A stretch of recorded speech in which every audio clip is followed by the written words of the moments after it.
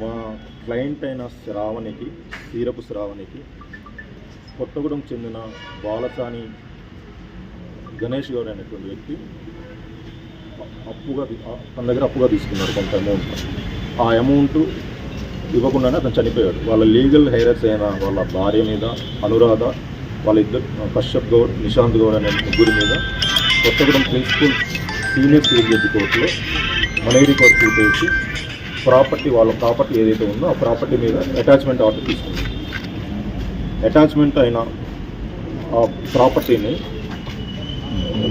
ఒక 15 రోజుల తర్వాత చావా శ్రీనివాసరావు అనేటువంటి వ్యక్తి వచ్చి వీళ్ళతోటి ఈ ప్రాపర్టీ నేను కొనుక్కుంటున్నాను, ఈ ప్రాపర్టీకి సంబంధించినటువంటి అమౌంట్ నేనే పే చేస్తాను, కావాలంటే మీరు వాళ్ళతో కూడా మాట్లాడాలని వాళ్ళతో కూడా మాట్లాడిస్తారు.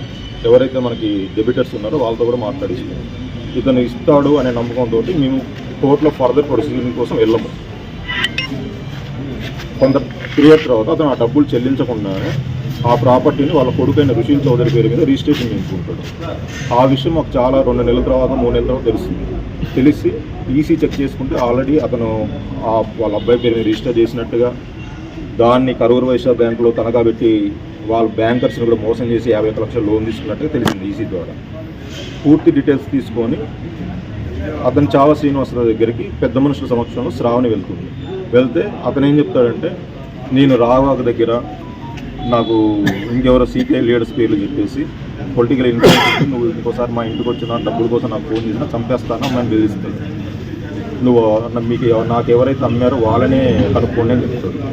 వాళ్ళని అడిగితే వాళ్ళు కూడా బెదిరిస్తారు, మీకు చాదైంది చేసుకోండి అని చెప్పేసి. ఈ విషయంలో పాలంచ పట్టణ పోలీస్ స్టేషన్లో 19/5న కంప్లైంట్ చేశాం. కంప్లైంట్ చేస్తే ఎస్ఐ రాము ఫిర్యాదు తీసుకొని ఎలాంటి చర్య తీసుకోలేదు. దాని మీద ఎస్పీ గారికి కూడా రిజిస్టర్ పోస్ట్లో కంప్లైంట్ పంపించాము. అక్కడ నుంచి కూడా ఎట్లాంటి ఇంటిమేషన్ రాలేదు. అప్పుడు కొత్తగూడెం థర్డ్ ఏడిఎం కోర్టులో ప్రైవేట్ కంప్లైంట్ ఫైల్ చేసి ఈ అక్యూజ్డ్ అందరి మీద ఎఫ్ఐఆర్ చేయమని ఆర్డర్స్ తీసుకున్నాను. ఆ ఆర్డర్స్ బాణాల రాము గారికి ముట్టిన తర్వాత ఒక 4-5 రోజుల తర్వాత 10 రోజుల తర్వాత ఎఫ్ఐఆర్ చేస్తారు. ఎఫ్ఐఆర్ చేసి నాకు 2వ రోజు 3వ రోజు ఫోన్ చేసి, రెడ్డి గారు మీకు ఆ కేసులో ఎఫ్ఐఆర్ చేశాను, వచ్చి కలవండి అని చెప్పారు. వచ్చి కలిస్తే అది ఎఫ్ఐఆర్ చేసామండి, దాంట్లో చావా శ్రీనివాసరావు బాగా ఇన్ఫ్లుయెన్స్ పర్సన్, డిఎస్పీ గారితో చెప్పించాడు, మా డిఎస్పీతో చెప్పించాడు, కొత్తగూడెం డిఎస్పీతో చెప్పించాడు, ఎస్పీ గారితో చెప్పించాడు, మేమేం చేయలేకపోతున్నాం, అందుకే పాత కంప్లైంట్ క్లోజ్ చేసాము, ఈసారి మీరు కొంచెం మాకు ఏదైనా కోఆపరేట్ చేయండి, ఏం చేయాలి సార్ అంటే డబ్బులు ఇవ్వండి అని. ఎంత చెప్పండి అని.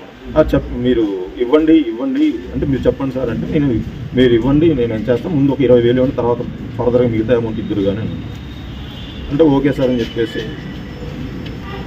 ఏసీబీ డీజీ గారికి ఈ విషయం ఫిర్యాదు చేయడం జరిగింది.